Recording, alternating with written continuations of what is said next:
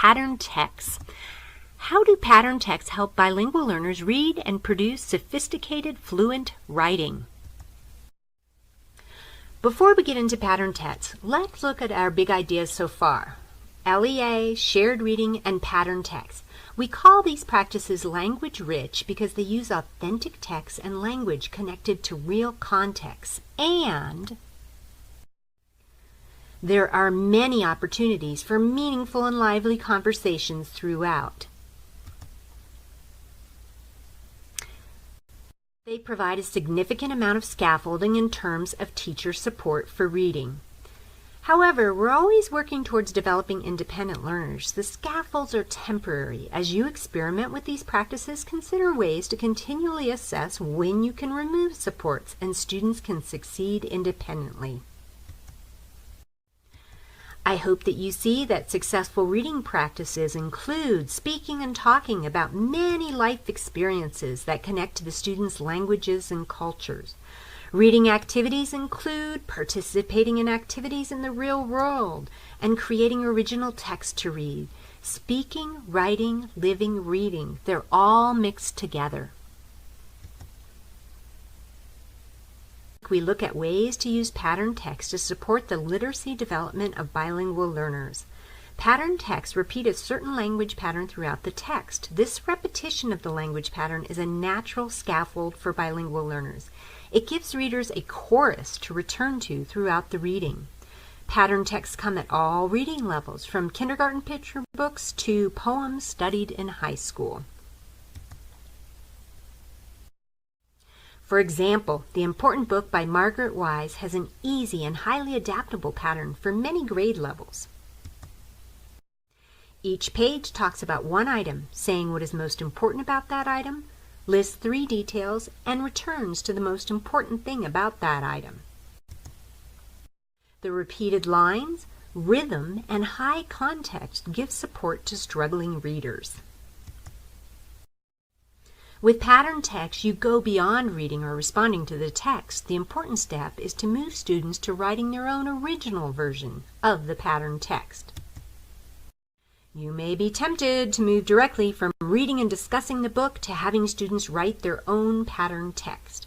This might be okay, but generally, students will learn more about language and create more elaborate texts if you follow the gradual release of responsibility model.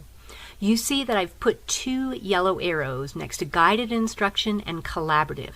So before a student even writes their own copy of a pattern text, they've done it with you as a whole class, and then they've done it together with a pair or a small group. Here's a suggested routine, and you certainly may vary the level of scaffolding depending upon your learner. Usually you read the selected text multiple times, then explain and discuss the model. You may need to be very explicit about the model because it's hard sometimes for learners to pick out that model. Then you compose collaboratively, read, reread the new text. Compose as pairs or individually, read, reread the new text again.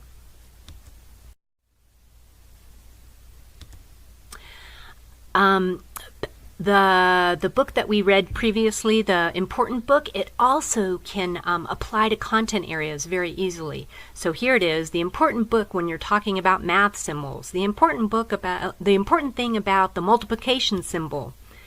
How about electricity? The important thing about circuits is, and social studies, the important thing about Mexico is, geography, so on and so forth. So many applications of these pattern texts. Formulaic poetry is also a type of patterned text. This is the well-used I am poem. Well used because I see it a lot in schools, but I never see that students are tired of it. So the poem, it gives the students a starter and kind of hints on how to fill out the lines. And the I Am poem allows students to produce a poem that sounds deep and sophisticated, even when they're just learning English. Just like the pattern text, there are countless ways to connect the I Am poem to the content areas. You could do, I am Esperanza, I am Nelson Mandela, I am the bus that Rosa Parks rode, I am the math symbol pi. So, why are pattern texts so powerful for bilingual learners? It helps them internalize English language structures. That rhythm and repetition is so beneficial. Allows your learners to sound smart, gives them access to higher text levels. And very similar to the LEA, it uses the student's own vocabulary and experiences to create these readable texts. And the texts can be read again and again to multiple audiences. Up next, so you've watched this video, your next 2 Explorer activities are complete 2 readings, and then you'll look at the student look-fors. Thank you very much.